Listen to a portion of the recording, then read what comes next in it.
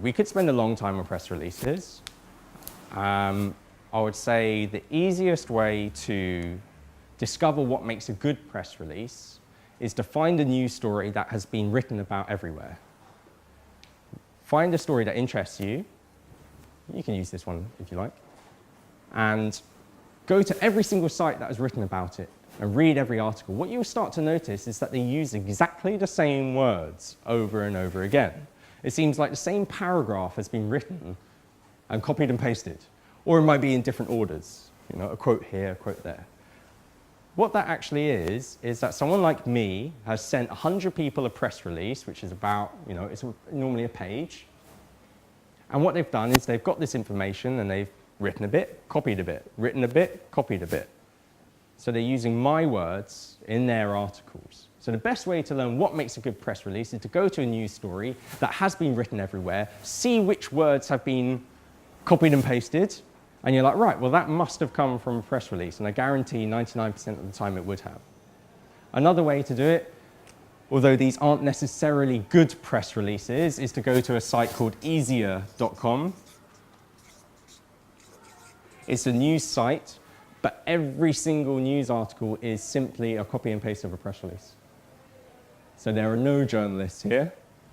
There's just like one or two guys, that editors, that go Control-C, Control-V, and hit publish to every single press release. So if you go on there, you can read press releases, but that doesn't mean they're good. No one reads easier.com other than crap PRs. Because all these press releases, if you read a press release as a consumer, bad ones, it's just like an advertisement. It's not a story. We like the media, we like journalists because they put a bit of twang into things, right? They put a bit of emotion and they turn things around a bit. That's why we go back. This site does not do that. You read it, it's just like, whoa, this is a bit of an advertisement. What's going on? Yeah, because it's a press release. Everything is a press release. So basics, go there. Not necessarily a good press release. If you want to then go to find a good press release, find a news story that's been shared a lot. However, the only really main thing that I'd like to talk about other than press releases is the telephone. Who here is on a monthly contract with their telephone? Everyone. Who here has a shitload of minutes that they probably don't ever reach? Oh, some people are chatterboxes. Okay, well, that basically means you've got 3 calls to make so far, yeah? If you haven't reached your limit, you've got 3 calls so far. And the phone, I kid you not, gets more press coverage than any other tool. Picking up the phone and speaking to someone directly turns you from an amateur to a professional. Because journalists and bloggers, even bloggers with just 1,000 readers a month, they receive hundreds of emails every single day from people like ourselves trying to spin them just crap. And most of the time, they just have it going straight into the delete box, most of the time. They won't even read most of them, they'll just see the subject box. They'll just read the first 6 words in the subject. If that's enough to capture them, then they might open it. But if you're just sending an email, you're really letting things down to luck, right? First of all, the luck. Will they even see it? Will I be on the top of the pile when they open their inbox? Will my subject box be interesting enough for them to click on it? Will they then read it and not get distracted and read the full 500 words and see my contact details and how I want the effort to pick up the phone and call me? That's a lot of luck. And so crap PRs, if any of you are ever going to hire a PR or go to an agency, I'm not sure how you can check this, but what crap PRs will do is that they'll make a media list of 10,000 journalists. They won't do the what media bit. They won't do the who bit. They'll just go to a database, they'll get 10,000 emails who are all writers, and they'll send a press release to them and hope some shit sticks. That's what crap journalists do. And if 1 or 2 write about it, they'll think, great, job well done. What a good PR does is he finds the people, he picks up the phone and he has a conversation with them. And at the end of the day, a journalist is a human being. They're not like some weird, different person. They They like to drink, they like to laugh, they like to have a joke, they like to talk about the weather. Sometimes they'll go on about their kids at home. Sometimes they'll be like, oh, I'm ill today, you know. They are people. How do you find their number? Again, as I said, you can go to each site, find the switchboard number and just say, hi, can I speak to Joe Bloggs, please? And they'll put you straight through. When you speak to Joe Bloggs, you can ask for two things. You can ask for his direct line. He may or may not give it. And you can ask for his email address. They'll usually give it. When you speak to a journalist, depending on the caliber, what I mean by that is depending on their reach, they'll give you between about 20 seconds to about 3 minutes on the phone. Usually they're extremely busy people. When you speak to them on the phone, you're trying to achieve probably about 3 things. First of all is an introduction. Hello, I'm Paulette. Second thing, this is what I'm up to. I wanted to know whether you're interested. Third thing, what's your contact information so that I can share you more? That's it, right? This is the reason, and let me tell you the reason I personally do it like this. First of all, personal introduction is that if you ever change your project, if what you're doing right now fails, if you decide to get involved in something else, by giving you a personal introduction, they remember you as a person. So as a PR, I work in an agency. I've got lots and lots of different clients. I do things pro bono. I work with startups. I work as an advisor. I pick up the phone as Tom Church, and I speak to the same journalist every day on behalf of someone else. So you don't have to go in, hi, I'm calling from, tech company number 1. Hi, I'm calling from my bag, Carrymore. You go, hello, my name's Steve. Do you have 20 seconds? I'd like to tell you a bit about a new project I'm working on and just see your feedback. They're human beings. They will listen, but they'll only listen for a short amount of time. You have to be clear. You have to tell them what it is, and then you have to close. You have to ask for their email address. Yeah? But they are human beings at the end of the day. Paulette, come on stage.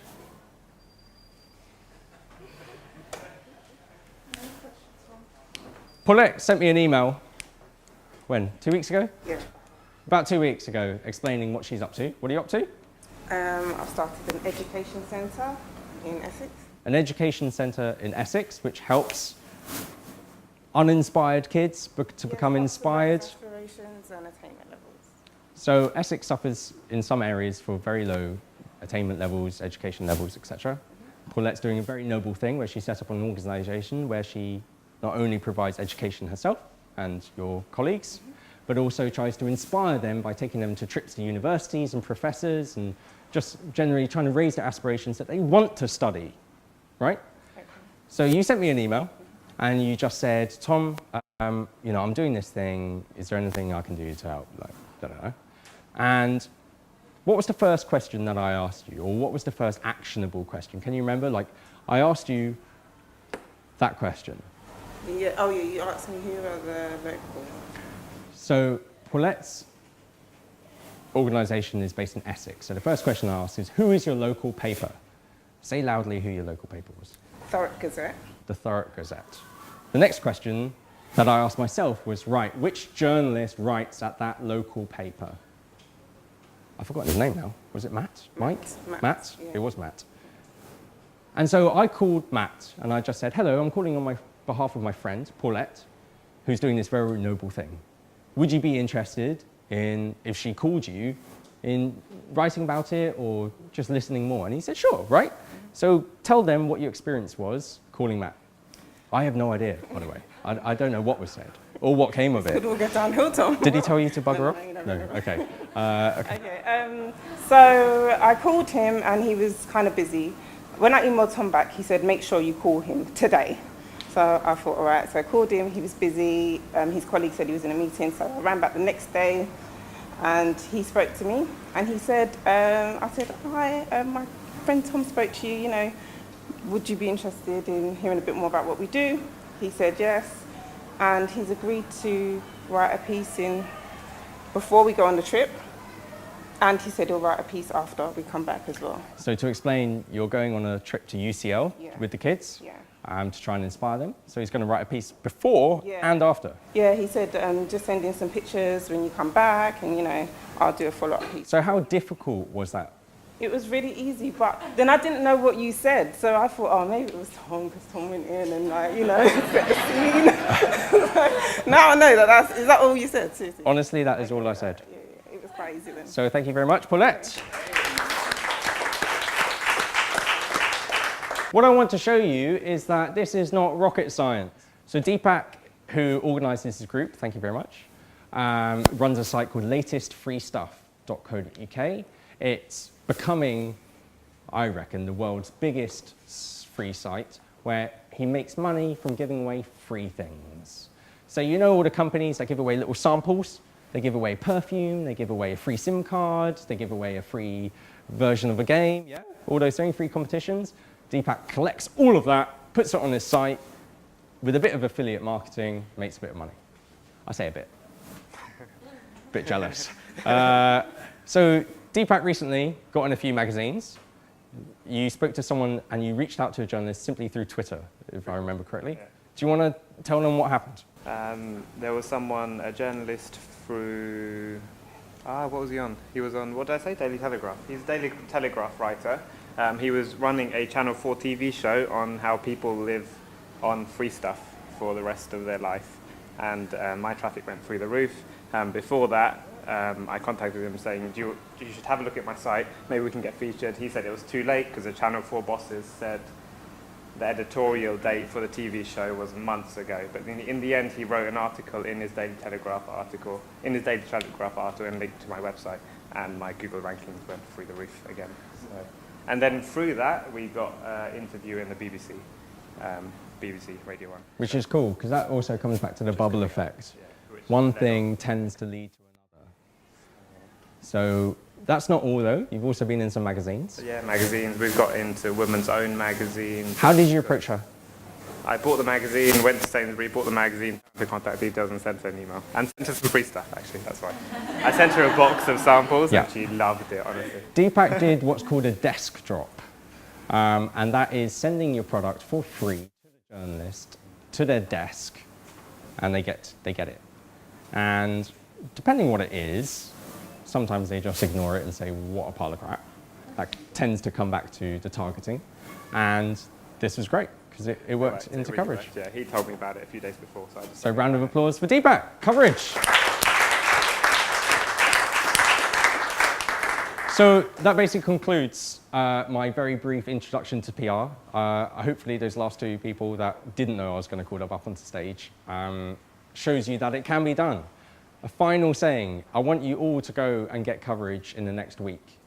And one way I want you to do that is by approaching what Paulette did, your local media outlet. The local newspapers, there's one in every single village and town and county across the country. All of them need local stories. And the great thing about this is that the news hook of that you live there is enough for them to listen to you. You don't need Stephen Fry. You don't need to have changed the world's teddy bears. You don't need to have raised £30,000. You just need to have lived there and you're doing something quite interesting. They will listen to you. That's what they strive for, okay? So go home tonight, ask yourself the question, well, target market in this case is my target area, my local area. Ask yourself, or Google, the town name, local newspaper. Go and buy it, go and get it. And usually, sometimes they're free. Find out who the journalist is, get their contact information or the switchboard number and call them up and say, hey, I'm doing this. And come on, we can all get press coverage in the next week. These are what's known as easy titles to get coverage, okay?